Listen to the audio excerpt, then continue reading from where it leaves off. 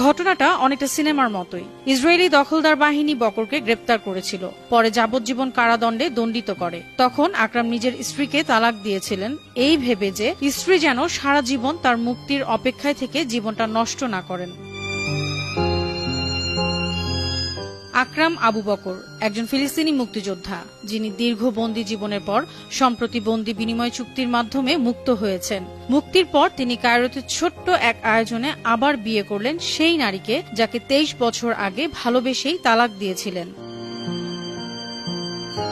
কিন্তু প্রেম কখনো কখনো সময়কেও হার মানায়। সেই নারী অবিশ্বাস্য এক ভালোবাসা ও আনুগত্যের দৃষ্টান্ত স্থাপন করেছেন। তিনি স্বামীকে ভোলেননি, নতুন করে বিয়েও করেননি, বরং সিদ্ধান্ত নেন জীবনের শেষ দিন পর্যন্ত আকরামের জন্যই অপেক্ষা করবেন। আর ঠিক সেই দৃঢ় সিদ্ধান্তই 23 বছর পর আবার তাদের মিলিয়ে দিল। আকরাম আবু বকরের নাম মুক্তির তালিকায় পেয়েই স্বাগত জানাতে ওই নারী ছুটে যান কায়রোতে, কারণ ইসরায়েলি কারাগার থেকে মুক্তির পর আকরামকে মিশরে নির্বাসনে পাঠানো হয়। 50 বছর বয়সী আকরাম কায়রোতে পা রেখেই দেখেন তার সেই বিশ্বস্ত স্ত্রী, যিনি তার জন্য অপেক্ষা করেছেন 23 বছর। সে গভীর প্রেম ও ভালোবাসার প্রতিদান হিসেবে তাকে বিয়ে করেন আবু বকর। অনুপম পুনর্মিলনের এই ঘটনাটি ফিলিস্তিনিদের আশা ও বিজয়ের প্রতীকে পরিণত হয়েছে।